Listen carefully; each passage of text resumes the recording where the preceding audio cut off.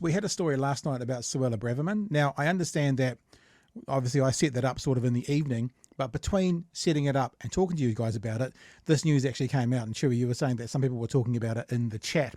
I'd like to take credit for this, actually, based on our expose last night, but I don't think I can.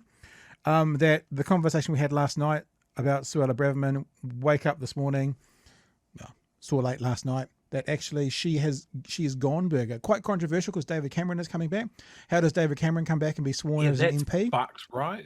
Well, it's because he's been appointed a Lord, and Lords can be MPs, so he doesn't have to be voted in. They're just being appointed. Now, good, bad, or indifferent. Delicious democracy. That's the reason they've got it. So let's have a look. It's only a 60-second story from BBC on the demise of Suella Braverman. Suella Braverman was sacked by Rishi Sunak this morning. I would love to be having a front page of the Telegraph with a plane taking off to Rwanda. That's my dream. Suella Braverman, right from the very beginning, was almost deliberately not careful about the words that she used. To my mind, there's only one way to describe those marches. They are hate marches. Homeless people in tents have made a lifestyle choice, says Braverman. It's the Guardian reading, tofu eating, wokarati, dare I say, the anti-growth coalition that we have to thank for the disruption that we are seeing on our roads today. The wind of change that carried my own parents across the globe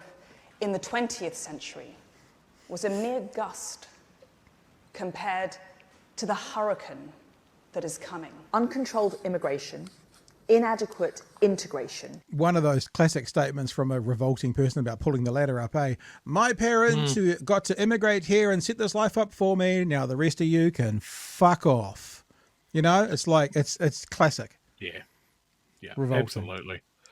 And a misguided dogma of multiculturalism have which I've been a beneficiary of and you can't. Proven a toxic combination for Europe over the last few decades. There you go. Anyway, little update. I don't know if we danced on anyone's grave, but we talked about it last night. And remember the conversation we had last night, and if you didn't see it, you can either, I don't know if I put the clip out today. I've certainly edited the clip. It might be ready to go out tomorrow, or go look at the show last night. The point we were making was this person who is, further to the right than most politicians. This is a warning to people like David Seymour and Winston Peters, although I don't think Winston Peters is genuinely further to the right. I think it's the card he's playing this time.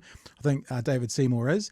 And as Bomber talked about last week, which we shared again last night, these people who let these things out of the bottle, takes the cork off, lets the genie out, whatever, pulls the cat out of the bag, they have to then take responsibility for all the breakages that come from that. She is one of them.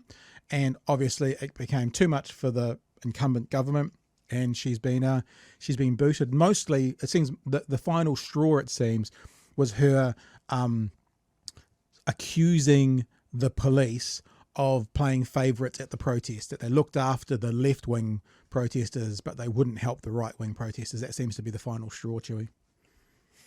Yeah, absolutely. Yeah. I mean, it would be great if politicians owned the shit that they stirred up, right? But yeah, I wouldn't hold my breath there.